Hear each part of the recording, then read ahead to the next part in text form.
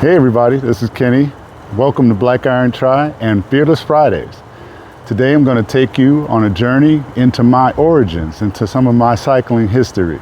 I know I've talked in the past a lot about, I used to be a bike rider, I used to ride my bike a lot to get from A to B, but today I had a unique opportunity to show you some of where I really cut my teeth when it came to bike riding as a young teenager in high school who was old enough to drive a car but didn't have one. My car was my bike. And I'm going to take you on one of the many different journeys I used to take when I was young and explain some of the background behind it. So join me on this unique opportunity here in the streets of South Side of Chicago and reminisce, if you will, with me. And if I shed a tear or two, don't blame me. All right, I'll talk to you later. This is Kenny E signing off for Black Iron Tri. Be fearless.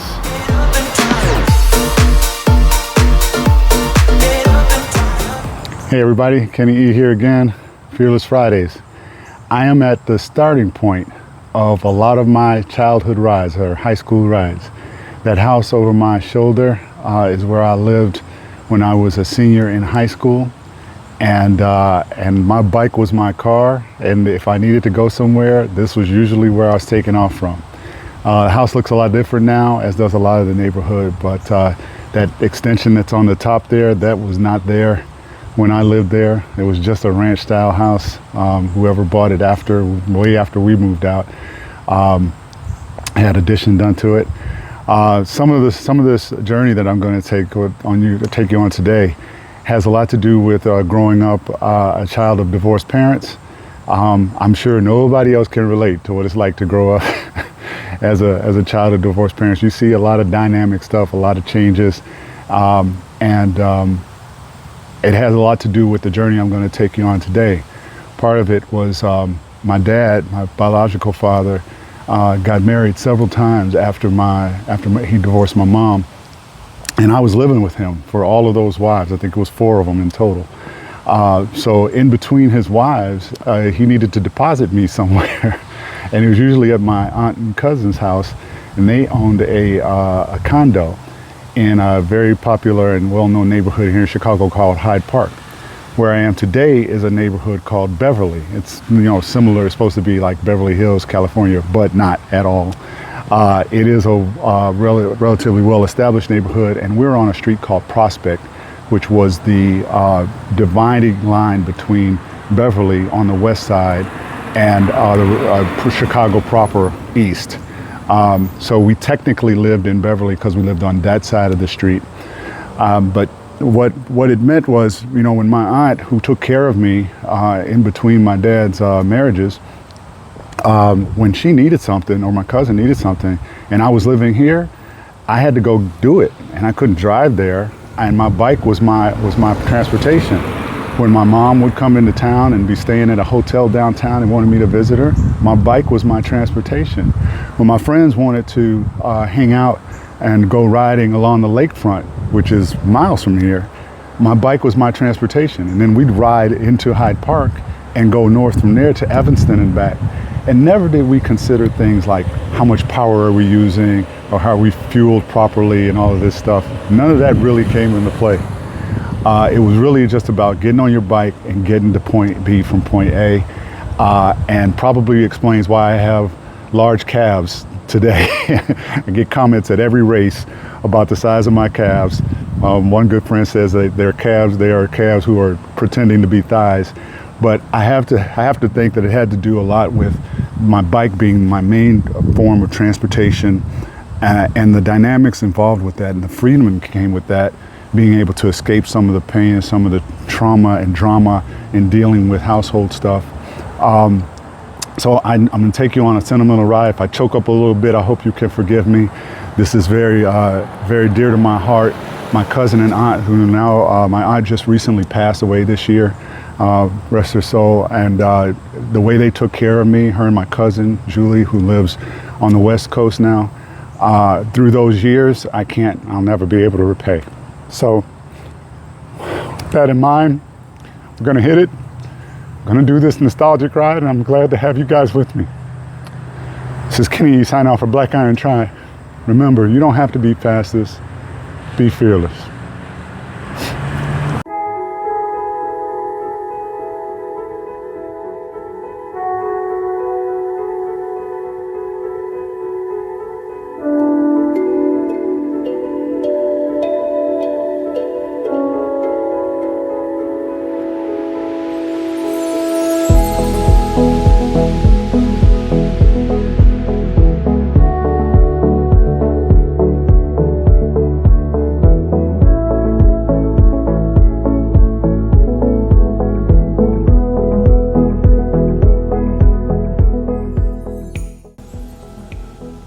So taking off from the house was never a big deal. Usually, since we live so far south, I would be heading north anyway. Big thing was to get to the main street near my house, a street called Vincennes. Now, back when I was riding, back as a high schooler, this was a 2-lane in each direction street. They did not have bike lanes. But as the cars became plentiful, it became harder and harder to ride on this road. So thankfully, the city of Chicago has really gotten progressive with putting in bike lanes, protected bike lanes along a lot of streets. Streets like Vincennes are especially useful because they run on a diagonal. There are many streets in Chicago that do that, bringing people who live in the outlying neighborhoods into the city. So it was great to get bike lanes, protected bike lanes on Vincennes.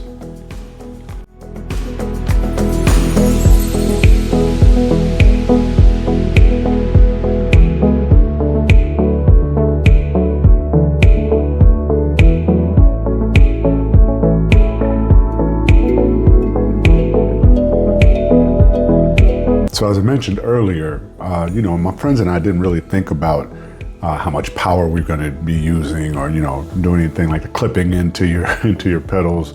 I'm not really sure we wore helmets back then. Back then we were wearing the cycling caps that they wore in the Tour de France and everywhere else, right? So we weren't as safe, but man, we were daring. But again, not the same kind of car traffic as we have these days. Getting out on Vincennes and getting out on the street was not a big deal to us. The biggest deal was figuring out which way we're going to go. And, no matter what, you might have to change up your planned route, whether it be because of construction or whatever. But didn't matter. On a bike, you have a lot more choices because you fit in a lot smaller spaces. But understand, just because my friends and I didn't worry about how much power or even how much we ate all the time anyway. So our glycogen levels, like we knew what that was, were probably always fine. But it didn't mean we didn't have our troubles. There would be anything from the typical mechanical, like a flat tire. Sometimes we crash. I remember one time riding on Vincennes. Oh no, I'm sorry, it wasn't Vincennes, it was King Drive. One of my friends ran into the door of somebody who opened their car door in our lane. This was after 2 bikes had already passed. That bike was destroyed. The front wheel was bent almost in half. And fortunately, my friend was okay. But what happens in those situations is now you find yourself having to walk home. No Ubers, no Lyfts, no parents trying to get you because you were out on your bike. It was a foregone conclusion. If you had an accident or mechanical that rendered your bike useless, you walked it home. And we did not carry things like tubes and what have you in our sacks. So these are all things we learned as we got older and became more proficient at cycling. The point is, we started with very basic, humble beginnings, and you can too.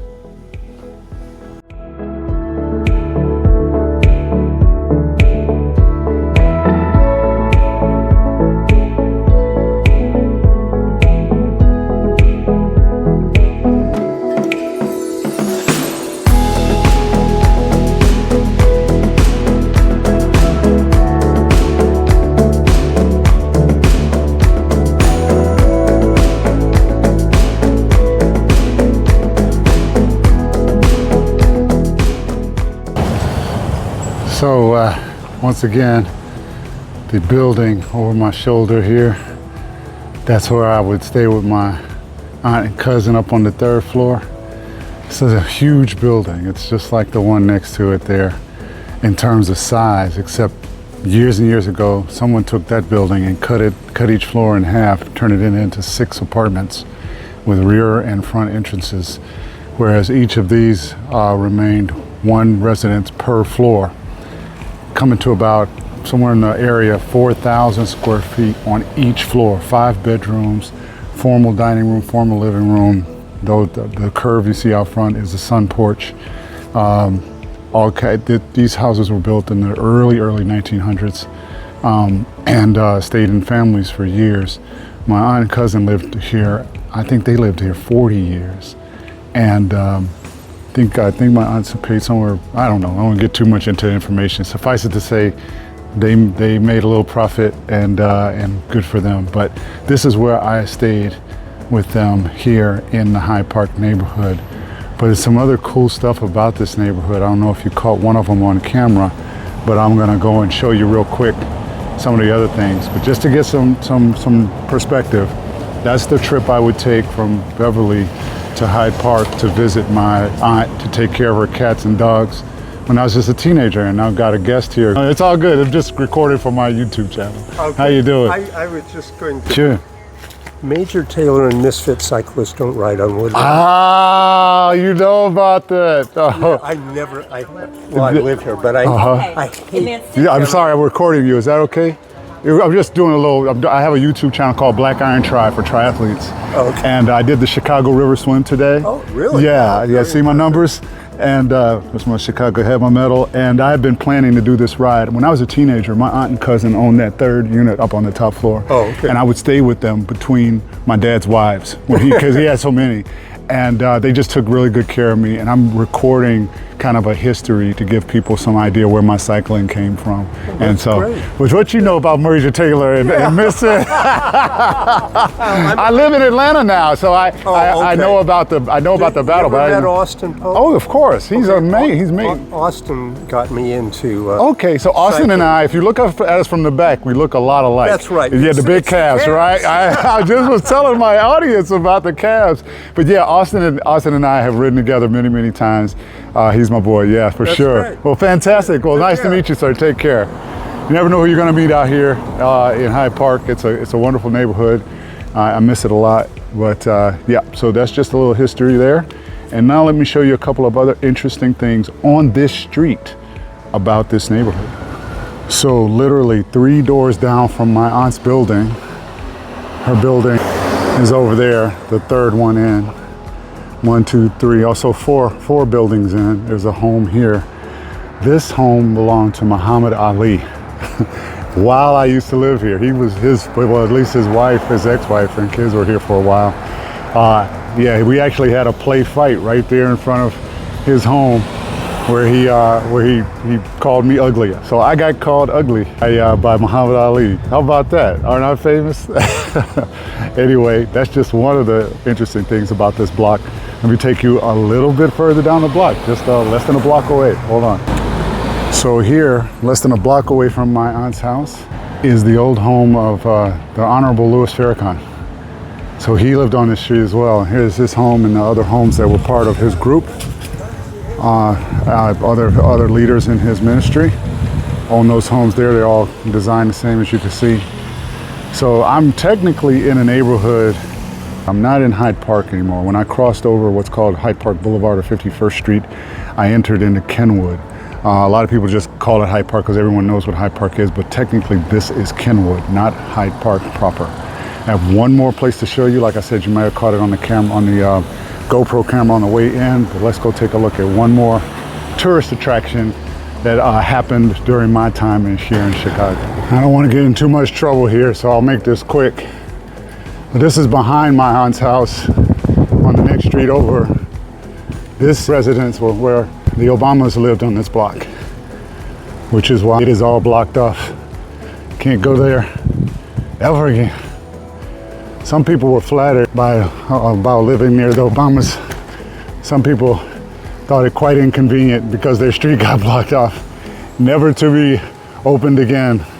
And I have to imagine that this is true at the homes of every U.S. president in the country, or at least modern ones. At any rate, that's the neighborhood. I'm riding back up the street to where my aunt lived. Muhammad Ali's house behind me, and then right here. So I'm gonna call it. I'm gonna head back to where I parked my car today.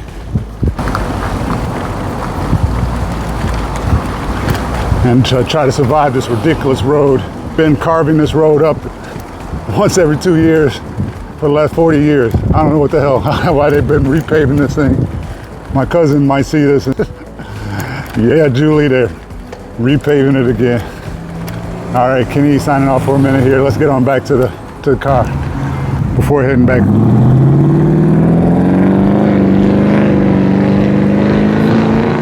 Before heading completely back to the car, I thought I'd just stop. I'm Washington Park as I rode through this park on the way here, on the way to Hyde Park. Beautiful park here on the south side of Chicago. In my opinion, way underutilized, except during huge festivals like the Bud Billiken Parade and a lot of picnics and stuff that are happening during the summer. But like today, it's a beautiful Sunday. You know, it rained very early this morning, but after that, it's been a gorgeous day.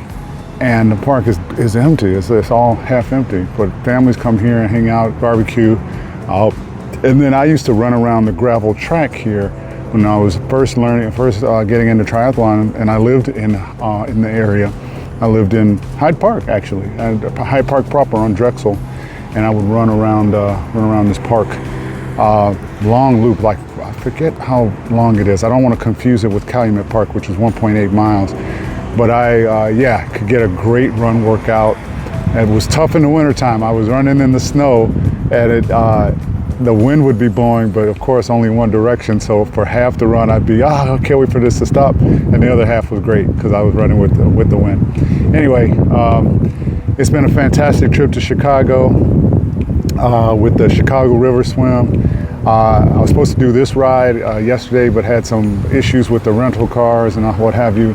Actually, I'm glad it worked out the way it did because I got the swim out of the way and then still had plenty of time today to come out and do this bike ride.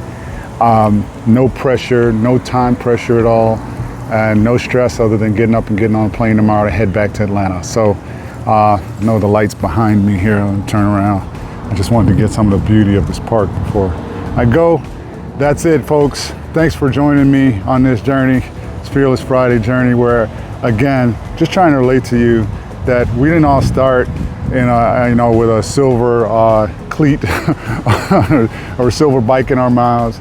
The beginnings of a lot of us cyclists, a lot of us athletes had very humble beginnings, and some of it buried in pain, some of it, born in pain and emotional pain and psychological pain, where the work that we do to work out, the exercise, the training, and this being outside, one with nature by yourself or with a group of like-minded athletes, is a freedom that cannot be overstated, folks. It is it's good for the heart, and it's really good for the body. So, as usual, I'll tell you, stick around for a while, enjoy this life, get out here and do this thing. This is Kenny E signing off for now. And remember, always, always, always be fearless.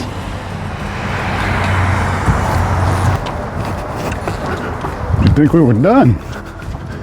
Oh, we're not done. Got to get a little run in after the bike.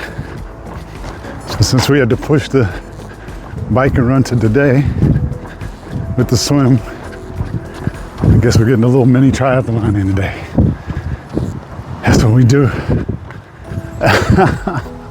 We adjust, we adapt, we overcome. Anyway, running with this dang on camera is still awkward as hell. So I'm gonna put it up on the next loop and check in afterwards. Hey everybody, Kenny E, Black Iron Tri. I wanted to make sure I could finish that run before chiming in, but we've got it finished. We are complete. The trifecta this weekend. Swim, open water swim, and recovery ride, hour and a half, about 20 miles or so, and then a 40-minute recovery run just around one of the south side, one of the most beautiful south side neighborhoods, Chatham area. Very well kept houses, well kept lawns, and kind of a well kept secret. Not among Chicagoans, but yeah, you gotta know. Anyway, this is gonna be it for the weekend, it for the peak block, and I will see you guys on Monday to start peak block number 2 and the final stretch to Ironman, California. This is Kenny E signing off from Black Iron Tri. Be fearless. No. giving you up, no, no, I ain't giving